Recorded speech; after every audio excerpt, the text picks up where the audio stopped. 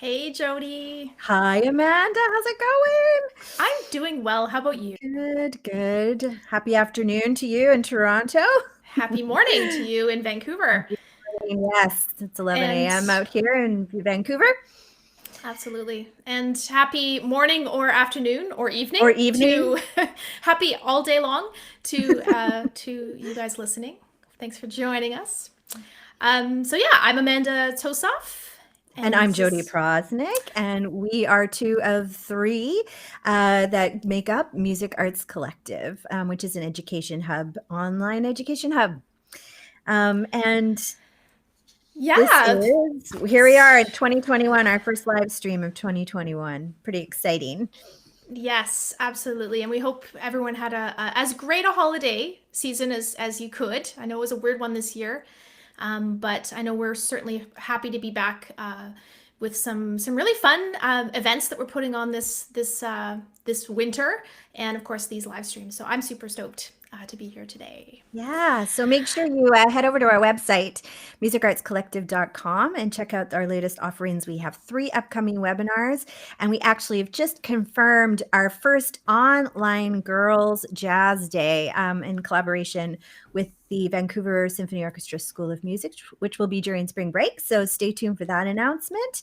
And it was a super unconventional holiday this year. So one of the questions we want to throw out there, if you're watching, you can type in in the messages is, what are you learning right now? I mean, all been through this crazy learning period. So if there's anything you've been working on or you've been diving into, we want to hear from you. We also want to hear where you're from. So type in, I'm tuning in from blah, and I'm working on, maybe you're a musician, you're like, I'm working on practicing my major skills. Or maybe you're like, I'm working on learning how to crochet or gardening or whatever it is, we want to know. And what are you working on, Jodi? Oh, well, I'm working on learning how to do online things, webinars, and Yes. yeah, and I'm just that's probably the biggest thing. It's just learning about technology right now. Yes, I I think we bought all my new are. microphone and our new cameras, and so yeah, we're figuring it out. Fantastic. Well, me too. How about you? Oh, exactly the same thing, doing this. Yeah, so anyway, we're really excited to be here today to chat with a lovely friend and a beautiful musician, Laila Biali. And yeah, before we introduce a little bit more about her and bring her on stage, I want to do what we normally do, Jodi and I, is whenever we have a guest, we always say all the things we love about them. So, Jodi, what do you love about Laila? Oh my gosh. What don't I love about Laila? Yeah. Laila is honestly one of the biggest, brightest, wholehearted, generous, kind, love-filled people I've ever met. I know that's a big, but she truly is. And anytime you watch her play, that's what radiates from her. From the moment I met her, she exudes enthusiasm, creativity, integrity, and just everything you see on stage is the real deal. She just exudes this. She's just a class act in every way, and I know we both feel so blessed not just to call her a collaborator, but also a dear friend. And so we're excited for those of you who don't know her from our worlds. You'll get to meet her today. How about you, Amanda? What would you say about Well, Laila? all the same things. I mean, yeah, she lights up the room, has this incredible energy and enthusiasm. All the same things you basically just said. I don't have to repeat them. But one thing I was gonna add is just a funny story. I don't think I've ever told Laila this, but I remember when I first heard her name, it was back in the early 2000s, and my boyfriend at the time, Morgan Childs, who's a great drummer, had gone to Banff and met her and Tara Davidson, and they did a recording together, and he brought it back and showed me, and I was like, who's this piano player? And I literally quit my job at Starbucks the next day because I was like, I want to play like that, and I want to focus on my studies. And so anyway, so Laila made me quit my job. It's wonderful. So thanks, Laila. Anyway, She's inspiring for sure. yes, very Totally inspiring. inspiring. Very inspiring. Yay! So yeah. So if you don't know Laila, we've already talked her up, but she's an amazing pianist, vocalist, songwriter, arranger, and a CBC radio host, so she's very busy. And she's toured the world with people like Sting, Paula Cole, Chris Boti. She's performed at venues across the world, Carnegie Hall, the Beijing National Center for the Performing Arts. I mean, she's been around the world, and she's Juno nominated and a Juno winning. Juno winning. Both. Juno winning. I'm so used to saying nominated because that's me. Anyway, That's us. We're the nominated. We're the bridesmaids. Yes. So, yeah. So she's amazing, and we're so happy to chat with her today. So let's welcome Laila onto the stage. Yay! Bravo! Yay! Thanks for That being was here. so lovely. That was so lovely. Amanda, I have to say, I would kill to play like you these days. So that was really a sweet story and brought me way back. And my sister was actually a barista at Starbucks. So it was sort of a bit of a full circle situation there. Amazing. And Jodi, man, I mean, what more can I say about you? I'll never forget sitting with you there at the Junos in 2019. Yeah, and so great. And I'm excited to delve into some of the topics we've earmarked for today, because I have questions for you both as well.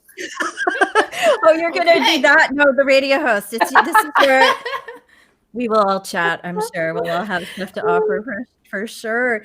So I just want to start. We always start with this kind of question, just setting the foundation for the journey. And our question to start is just, how did you find music? Like, what were your earliest formative memories, and who were your earliest formative partners in the journey? Yeah. Great question. So classical music was really my first love. And my mom tells me the story of how I first started to play piano, because I actually have no recollection of it. I was 3.5, and there was a piano in our home. She played casually. It was the family piano. And she says, I climbed up onto the piano and started plunking out the melody to Sesame Street by ear. And that was when they decided to enroll me in music lessons. And my first major source of inspiration was my classical piano teacher, Juanita Ryan.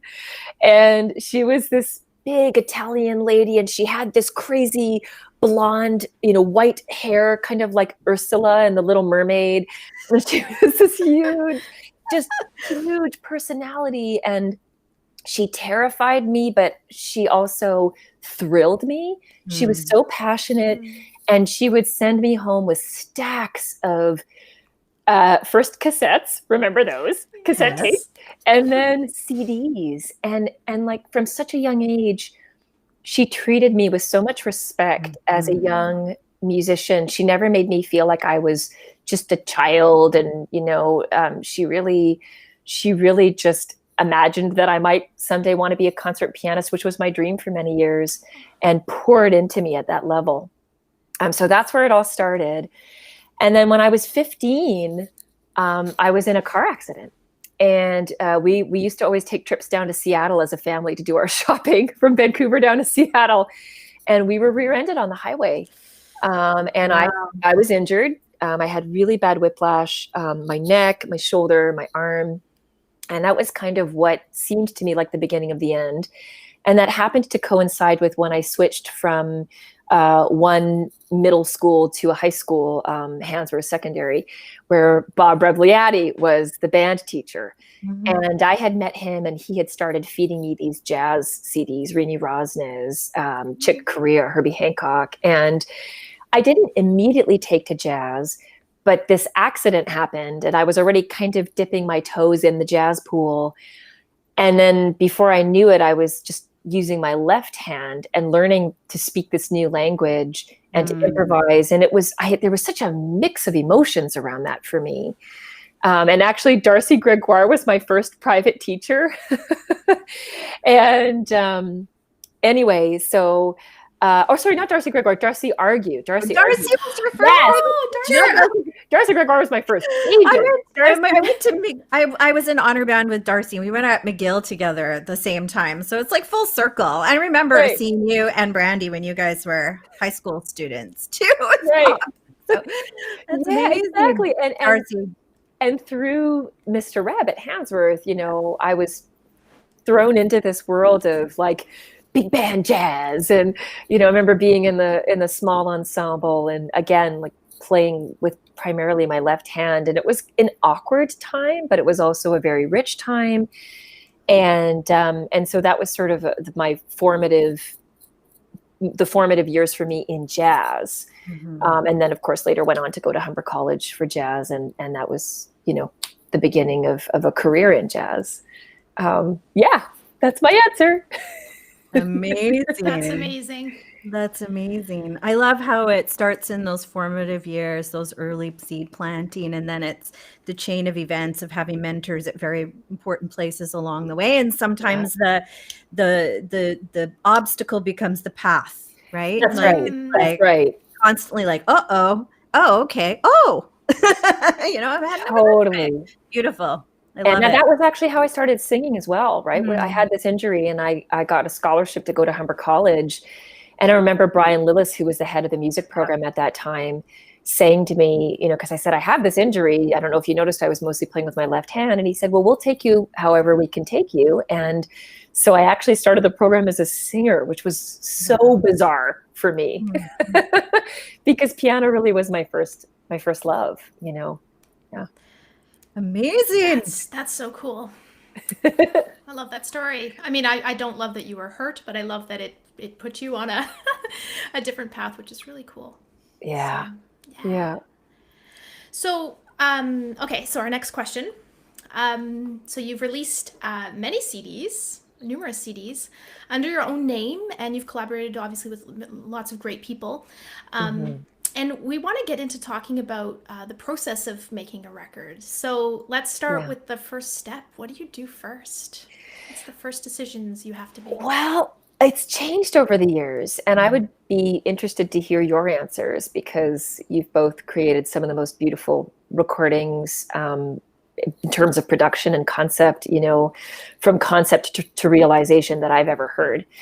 For me, initially, I think, my first record was with Brandy Disterheft and Sly Uhas, and I called it Introducing the Laila Biali Trio, kind of mimicking introducing the Brad Mehldau Trio, because I love Brad Mehldau.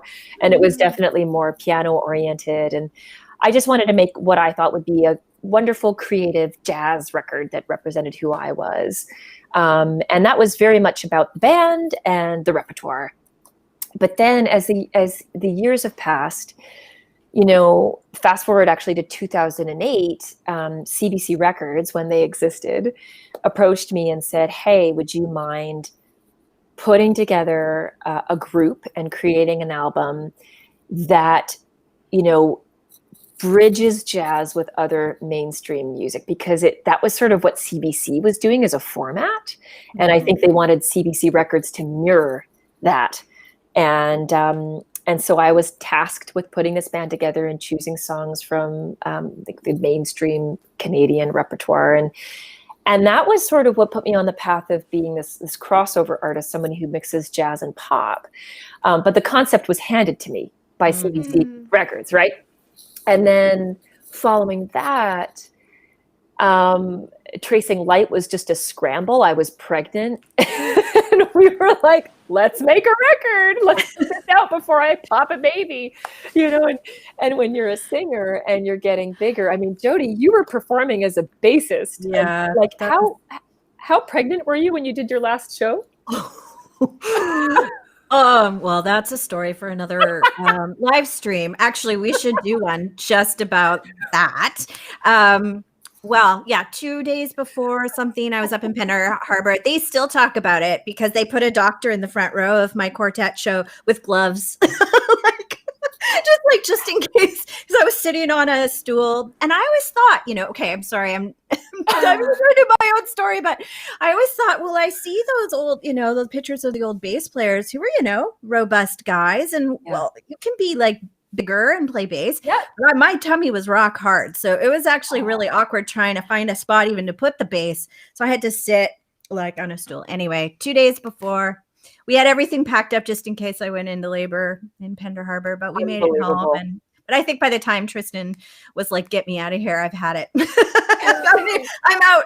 Anyway, but yeah, so That's amazing. It's a whole, the pregnancy performing thing is is interesting. So it is. yeah, And for me as singing, a right? singer, I was losing vital capacity. Yeah. And so we were like, we got to get this girl into the studio to record her vocals. And this is actually a very sweet story. Josh's first kicks happened when I was like the first kicks that I felt in utero from him were when I was recording Tracing Light, tracking the vocals. And that was so beautiful. And I remember getting the ultrasound and then having that experience, and it was just profound. But that record, because it was a scramble, it was really this mishmash of everything I had just been working on as an artist, you know, going into the woodshed and creating arrangements and for live performance. And it was like, well, what are our favorite songs? Let's grab those and we'll record more than we need, and then we'll assemble a record. And George Kohler was producing. Oh yeah, it's such a great record. All of them. Thank you. And I remember at the end of that process, George sitting down with me and saying, okay, he brought 3 playlists to the table from the songs that we had recorded. And he said, this is what I would put together if I were in a major label executive, you know, and this is what I would do if I were you, the artist. And then there was some third option, but he was sort of laying out these possible trajectories in terms of even like branding, looking towards the release of the album, never mind the actual recording process. And that has also these days become an integral part of how I conceive of an album now, how I think about one before I even go and record one. Because 10 years ago, I wasn't as geared towards thinking about the business side of things. Right. Now I really am at 40, right? Like, how can this be artistically authentic, but still viable? Yep. So fast forward to my more recent records, concept is key. And I know that we live in a world where people are consuming music the way they do maybe fast food to some degree, where you sort of cherry pick things and you go onto Spotify and you listen to one track off the record and you assemble your own playlist, or you subscribe to someone else's playlist rather than listening to an album in its entirety. But I can't and won't ever let go of the fantasy that most people, we hope, or some people at least. And if you're one of those people out there, ping us and let us know, because it'll bring us great comfort. Let us know. We'll listen to an album from start to finish. Yeah. And I have to tell you, ladies, people send me their music all the time, especially as a radio host now. And it takes me forever to listen to stuff. And the reason is I don't listen to a track here, a track there. I have to just listen to the whole thing. And so I'll usually go for a walk or a drive, and I will listen to the project from start to finish, because I've always felt there's an arc to an album. You know, there's an arc to each song, but there's an arc to the whole record. And so I would say, write that way. And I also, when Ben and I now as co-producers assemble the final song list for an album we're going to release, we really think about the whole arc. That's really important. Yeah. I absolutely 100% agree with everything you're saying. Me too. I know Amanda and I are just like, it's like it's a song cycle. I always imagine it as almost like it's an art gallery, and it's like a show. You're putting on presenting your art on the wall, and everything. It's like a story of a moment in time, and you're telling the story of where you're at as an artist, and it all connects to each other. I mean, you can listen to them individually, but for sure, I think we all kind of write that way a little bit. Yes. That's something we have in common. And yeah, it feels really weird to write just one song. And in fact, it's hard for me to even do. I know that people do it. I don't know. Maybe we're just attached to those memories of when we used to sit with our records and like listen to the whole thing in the basement of our houses and stuff, and with the, the actual holding the CD or holding the album cover. So yes. Yeah. Go ahead. No. That's all I wanted to say. It's a tactile experience. And I love that that's coming back now with vinyl and liner notes. I haven't yet released a record on vinyl, but because it's so impractical, but at the same time, I'm drawn because it brings back everything that I loved and still love about listening to music, where it's this holistic experience. By the way, I just want to say that I'm seeing this wonderful stream of comments. I know. Some are from YouTube and some are from Facebook, and we're seeing them all. Tina, Steve, Paige, Christy, Corey. It's just fantastic. And we're seeing these, and we can't respond to them all now, but we will. Once we get off this stream, we'll get in there and type some responses. So it's just great to have everybody here. So thanks for that, Laila. I think that's really important for people to know that is your perspective on things. And I want to ask you about collaborators because, well, partially because we've both had Laila collaborate with our project, and I've had the great pleasure of playing with you, which is still like highlights of my entire performing life. Being in the middle of you and Ben is like a bass player's dream. Oh my God. It's like so fun. Anyway, so my question for you is, what do you look for in those people you work with? Do you work with the same people all the time? If not, how do you decide to switch it up? And do you write for those people? Yeah. Or do you write the song and then find the best fit? Like, how does that work for you? Oh. Big question, I know, but such good questions. And I have a few answers because it's not one template. But I would say I have some guiding principles. When I mean, we're so lucky, COVID notwithstanding, to be able to tour the world and meet people, whether it's at the Banff workshop or when we're on tour and we have to hire players regionally, or if we're part of a jazz festival where you find yourself interfacing with players from across Canada and around the world, sometimes at jam sessions, sometimes when you're doing the sort of the onstage shuffle and one band is getting off stage, the other's getting on stage. And then you get to hear each other too. And I think that, throughout the past 20 plus years, I mean, really since I was teaching at Stanford Jazz Workshop at Stanford University in California, that was the first time that I remember being surrounded by a bunch of different musicians from different places, and everybody was so talented. But the thing that struck me about some specific players was that they had a real distinctive voice. So I think especially as someone like Ambrose Akinmusire, I never know how to say his last name. He was like 18. Wow. And I was 21 or something, 22. I mean, I was really young too. And I remember hearing about this guy and, oh my gosh, he's touring with Greg Osby, and Taylor Eichste is another great example. And it was not only that they were prodigiously talented and so very accomplished, but they had a voice on the instrument. And so from that moment forward, I had the dream of working with Ambrose someday. And it was just sort of like in the recesses of my brain and my imagination. And so then when I was writing the songs for my self-titled record, and especially the song Refugee, I was hearing trumpet, and I didn't write it with Ambrose in mind. In that instance, I had written the song and I was thinking of who we might have guest on it. And then it was just like that strength of voice, that commitment of playing. Right. That was the sound. And I didn't think, I mean, at this point he was kind of a big shot. So I had to write to him through his manager, but he remembered me, and that was how that happened. But in terms of the band that I assemble, I will tell you two stories of when I was advised to put together supergroups. And I even had the opportunity to put together supergroups. So when I was in my mid-20s and touring with Paula Cole and Chris Boti, Bobby Colombi was the manager of both Paula and Chris. And we were in LA, and he had me meet Tal Wilkenfeld and Vinny Colaiuta because he wanted me to be in this supergroup, this like fusion contemporary jazz, kind of, I equate it to like what Hiromi's doing or something. And that was what he envisioned for me. And I'm sitting there with two of the best players in the world. I'm a huge Vinny Colaiuta fan.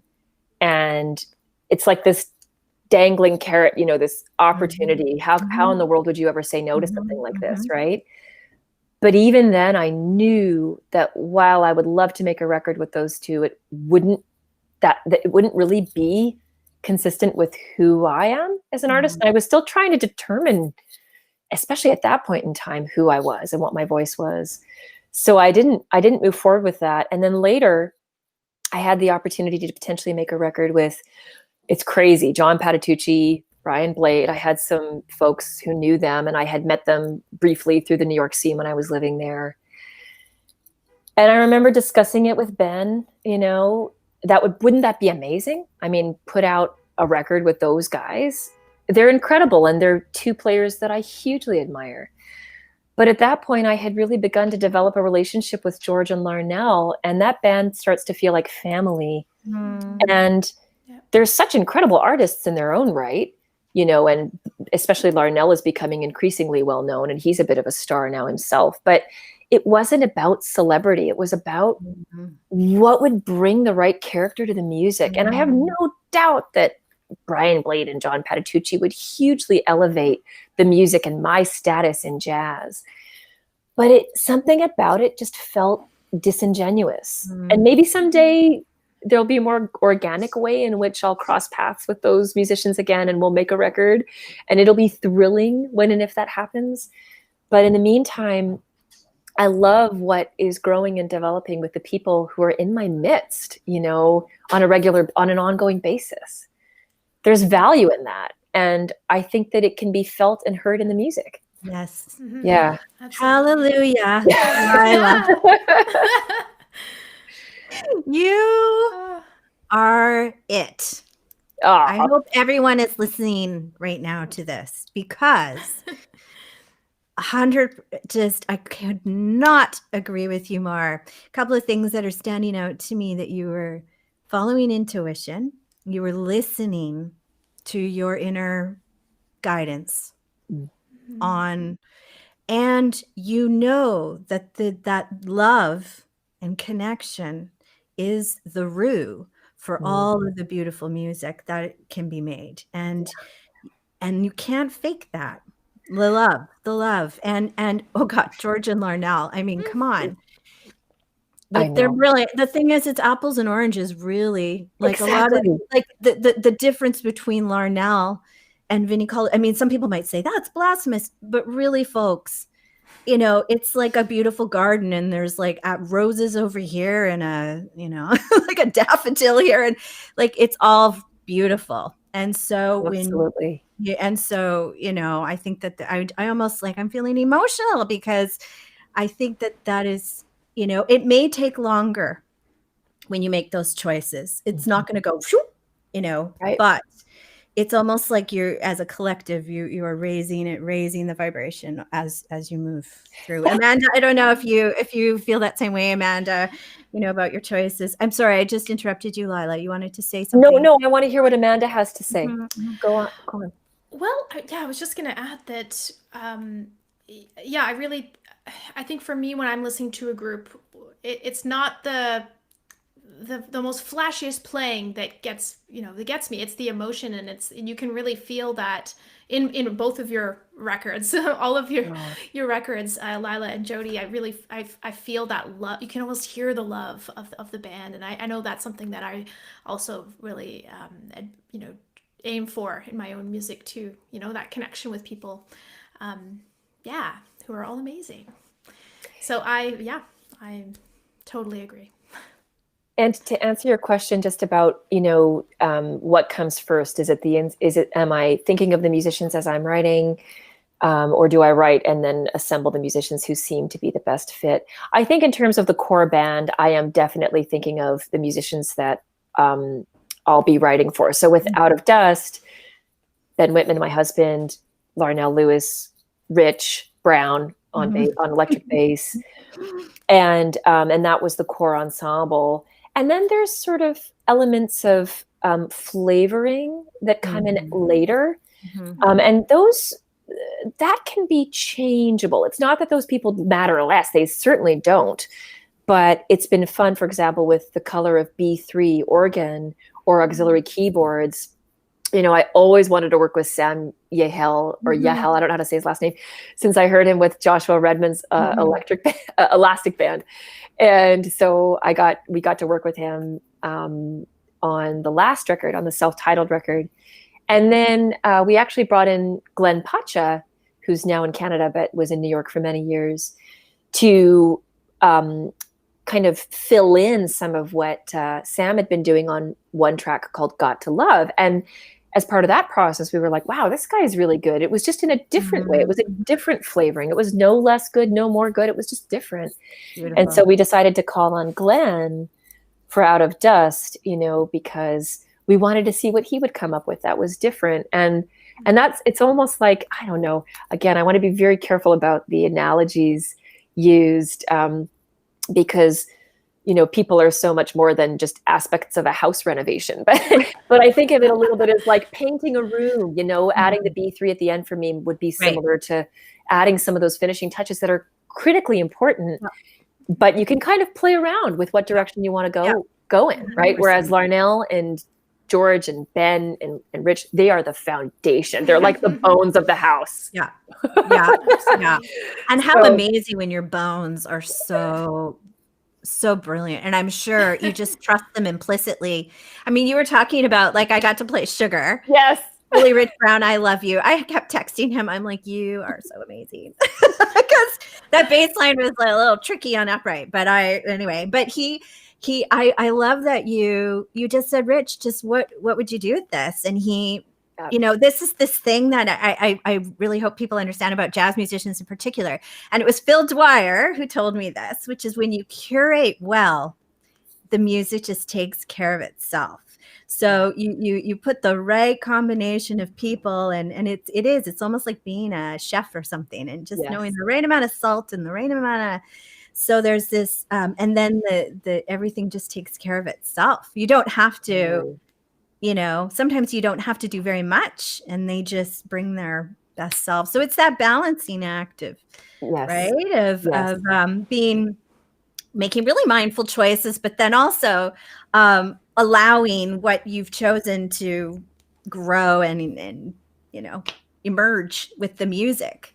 And I think that's so important. I think that's something that we all love, not only in terms of the process of making a record, but also live, where, you know, you want to give people a guide or, you know, a starting place and to some degree a destination, but there's so much room for play.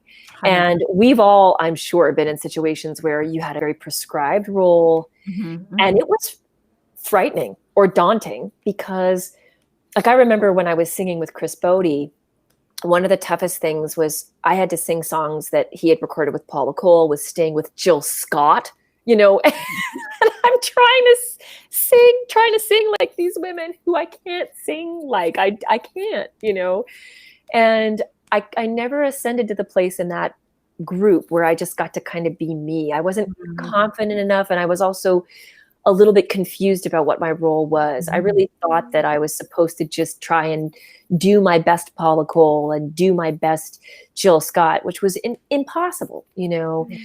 And so when you find yourself as a musician in those situations where your role is super clearly defined by someone else, that's a really tough place to be.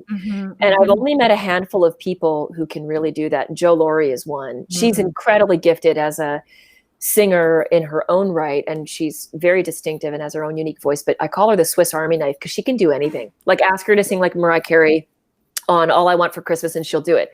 Ask her to sing like Mary J. Blige on Whenever I Say Your Name with Sting, she'll do it, you know.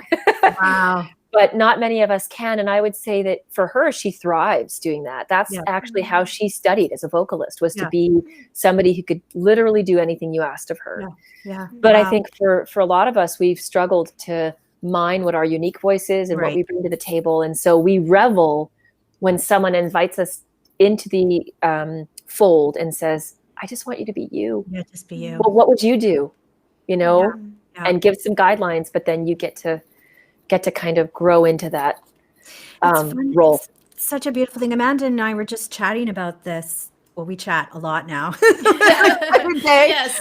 But we were just chatting about how this, I think too, not to get too into the women in music thing, but I think too that this piece of info is really important because, and I've talked about this with a lot of women, like there's a certain lived experience that we have that we can bring to the table when we're not trying to be something that we can't be. Like, I'm 5'2" with small hands, and I desperately want to sound like Paul Chambers and Ray Brown, but I physically am not them. So I'm going to have to be me doing, or like, you know, I would love to write music like Kenny Wheeler, but I'm not Kenny Wheeler. I'm Jodi, you know? So, you know, you have to be okay with what, and actually in some ways believe that what you have to offer, you can take up space in the world with that, and you can sit in that and be in that, and not judge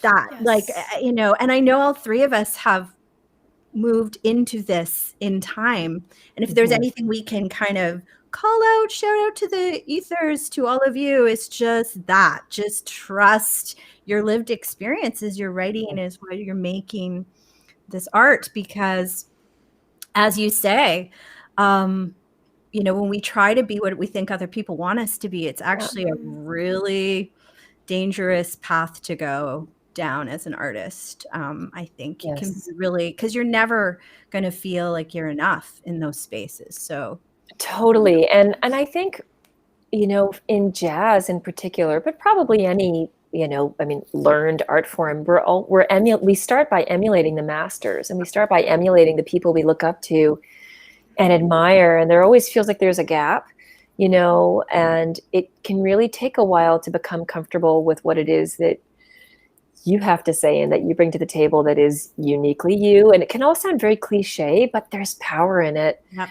And I think it's a combination of unlocking that from within and having the right combination of friends, peers, partners, and mentors who help unlock that from without. Yes.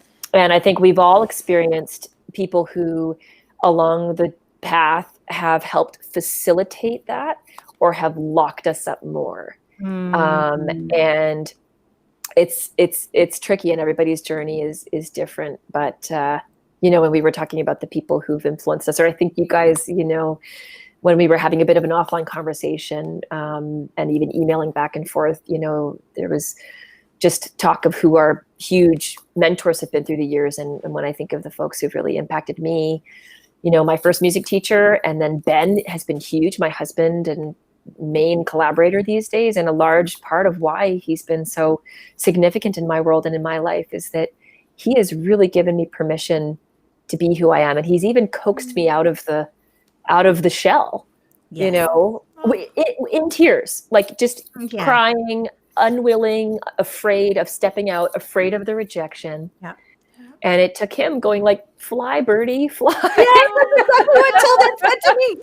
I think, you know what I have to say, I think all three of us, and Amanda's about to get married. So I you know, I haven't met David other than virtually, but knowing his work on your work, that you have collaborated and Ben's work, working with you, and just Tilden has been in my life for 25 years. Wow.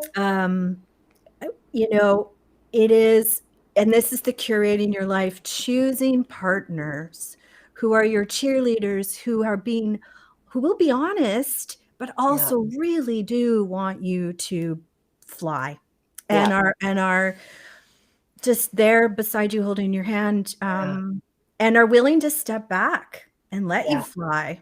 You know, that's huge. It reminds me of Kamala Harris and her husband. It's like there's like a new paradigm emerging, and it makes a huge difference. I think, especially when you're parenting, right, Laila? Oh my gosh, it's a team. So just today, for example, and Ben is one of the most talented musicians and producers and engineers I've ever met. Yeah, but he is so humble that today he helped Josh get set up here at the piano for his lesson earlier while I was showering and getting ready for this. He made me lunch. And I was standing in the kitchen just going, I said to him, I'm like, you just do it all. You just do it all. I mean, I could not do what I do without his support. And then he's also so much more than that. He's also really taking the lead on many things. So I know we three ladies are super blessed, and I see it in other partnerships out there. Elizabeth Shepherd and Ewan, her husband, and I'm sure White Horse. I mean, that'd be an interesting band to talk to. Oh, yeah, they're amazing. Oh yeah, yeah. And Celine Dion and her husband. Yeah, well, I know, right? They're these super couples, and I think that the whole notion of collaboration, I mean, beyond the, who you choose to live with and create with, that's something that's been so, I mean, that's one of the reasons why Amanda and I are doing this together. It's that when you find those kindred spirits where you're like, we're just cheering each other on and we're there for each other. That is golden. That is just, and the more people that find each other, like all of us cheering each other on. I mean, there's just no doubt we're all like, go, just yay. And you feel that. And I think that's how we're going to raise the planet, right? We are just we find each other and we're like love warriors, arm in arm. Let's just move each other forward and cheer each other on as we move into this new space and place that we're moving towards of, creativity and imagination and kindness and generosity of spirit and all that good juicy stuff that is going to help things along. Anyway, look at me getting all. Oh, amen. So amen. And Jodi, I mean, per what you just said, I feel like the very best of social media. I know a lot of people think of social media as kind of a fake community, like it's not a real community. It's a substitute for, sort of a poor substitute for the real thing. But I'll tell you, what I love best about social media is I actually think there's real bona fide community there. Mm-hmm. And I think there's a bona fide linking of arms and cheering one another on. Mm-hmm. And everything you just described can happen, obviously, and should happen within the context of your closest relationship, a marriage or a partnership, or a family, a nuclear family. But then there's this wonderful space that we all have access to. Yep. And I think that we can experience what you just described there. And that is the very best of social media. And I experience every day there every day. And I even go there to experience that, to contribute and to receive. And it's pretty awesome. I mean, here we are, this is happening on social media, right? In a way. Amanda and I mean, our whole plan here with Music Arts grew out of internet access, and we've done everything online, all of our meetings, all of our collaborative, it's kind of amazing, really. So especially I think for me too, the fact that there are, the amount of women in particular that are in our field is still on the lower side, although it's changing. And that's really exciting. And of course, Terry Lynn Carrington and a lot of these great leaders are just like, nope, let's move it forward, Renee. And it's like Christine, they're amazing. And they're just like Christine Jensen. They're just like, nope, we're going to arm in arm. Let's do some projects. Let's make some stuff happen. But I know for me, just being able to connect with friends across the country or around the world that are doing the same kind of stuff I am, it's been very empowering for me to have this opportunity. So that's what I think online worlds can do. I totally agree. I know you have places to go and things to do. So maybe Amanda, we should skip to the speed round. What do you think? Yes. This was beautiful. I had goosebumps like multiple times during your guys' back and forth. That was just so inspiring and beautiful. But yes, let's do the speed round. Are you ready, Laila? I am. Should I start? Okay. Yeah, you do them because I've talked a lot. I love it. I like to listen. Okay. Which player or musician from history do you wish you could have watched live? Aretha Franklin. Oh, yes. Okay, they say that there are usually around 3 people in a person's life who light a spark around a passion. Sometimes it's a family member, or maybe a teacher, mentor, or friend. Who is one of those people for you? Ben Whitman. Oh, yes. Okay, what's your favorite time of day to get creative? I'm going to say dusk. I think as things begin to quiet in the world around us and we're like prepping dinner and everyone is, I don't know, it's something about that space feels a little like it's leaning towards meditative. There's still some activity. There's still a little bit of light, but things are winding down, and I think I enter that, like the alpha waves start to, circulate in my brain, and I think that's conducive to creativity. So yeah. Amazing. So what is your favorite venue to play in? I have so many that I love, but I am going to shout out Kerner Hall because it's this stunning hall, but it feels intimate. And you have people not only in front of you, like on one side, they're on the other side as well. You're actually surrounded because of the way the hall has been designed. And that's so, so fun. So you can be looking at your band and then look to the left and see people, look to the right and see people. And the acoustics are extraordinary. And Mervon, who kind of runs things there and curates what's happening at Kerner Hall, I really love him as a person. So that's part of that answer as well. Amazing. And the last question, I think we got into a little bit, but how old were you when you decided that music was the path? Like officially, we're like, I'm doing this. It happened twice. So probably when I was 12, like before the accident was when I was 15. So when I was 12, I definitely wanted to be a concert pianist. That was the path I believed I was on. And then that dream was dashed and I shifted to science. I actually got a scholarship to go to UBC for sciences and I wasn't going to do music. So Humber for jazz was this total left turn.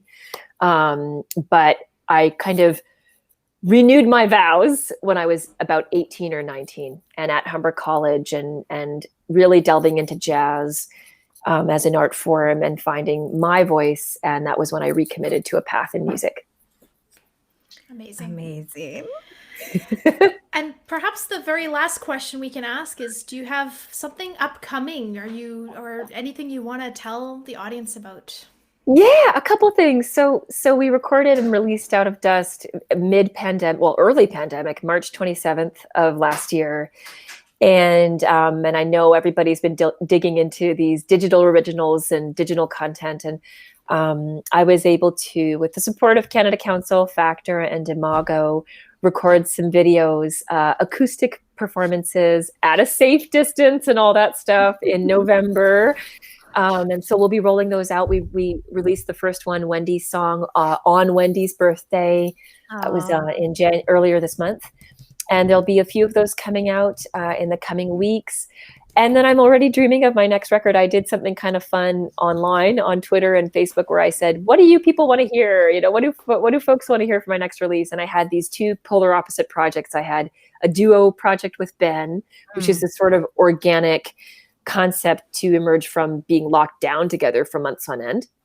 And then something, that to me represents coming back, the arts and larger ensembles, becoming a thing again. And that's to record with a symphony orchestra. So I asked people what they wanted to hear and it was directly split down the middle. But most said both, do both. So believe it or not, I'm maybe going to try to do both. And that's be amazing. Going to be a huge undertaking. And I know we talked a lot about, the sort of concept and recording side of an album, but I do want to say that especially for us as Canadians, procuring funding and, it's huge when we actually start to make the record and then move towards releasing it. So again, we're so grateful for the access to funding that we have here.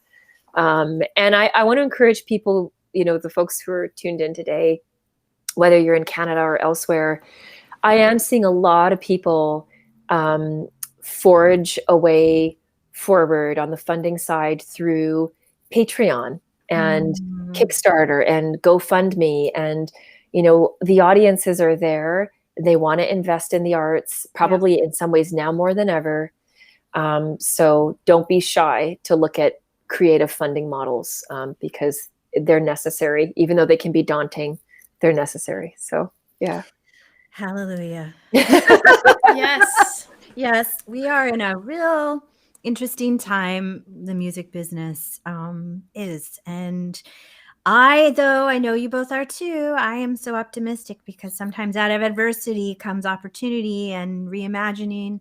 And Canada Council, yes. Oh, So oh. those who are new to or maybe they want to make their first album, there's Factor, there's Canada Council. Yes. All of the provinces have their own arts councils. Yep. Here in BC, we have Creative BC. Yep. And then yes, those crowdsourcing opportunities through Patreon and GoFundMe. You have if you have a community that wants to support you.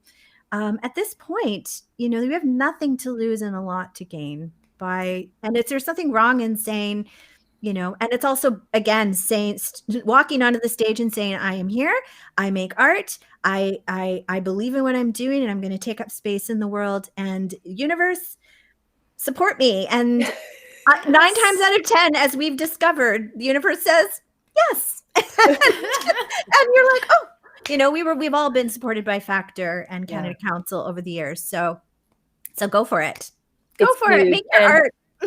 Totally. And I even want to say, I know this is probably in some ways the least likely scenario for people, but don't be shy to even look at direct patronage. That's how Mozart did it. Yeah. That's how Taylor Swift does it.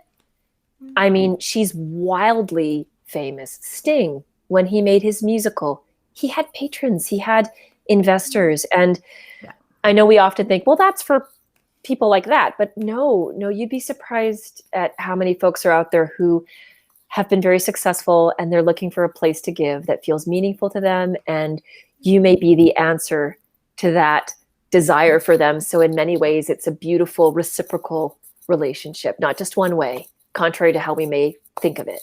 Absolutely. So, yeah. Absolutely. Art is going to get us through, and has over the years, everything. Political speeches are great and scientific papers are fantastic. There's nothing like a beautiful story, and especially through music, but through any type of artistic medium.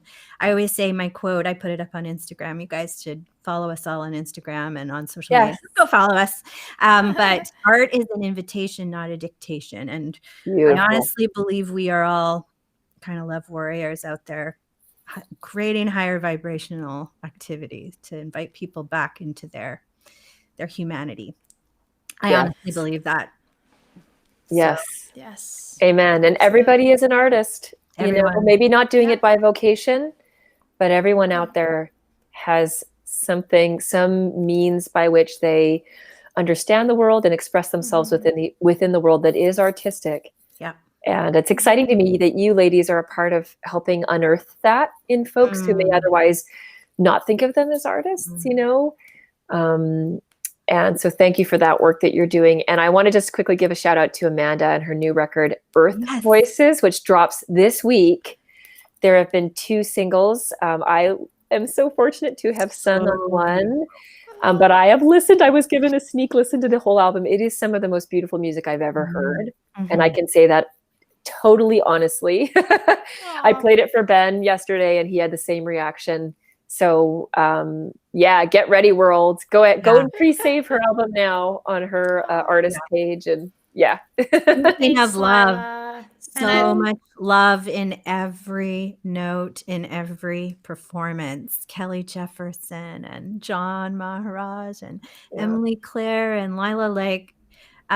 Amanda has a huge, gorgeous heart to gentle soul with so much beauty that just pours out of her.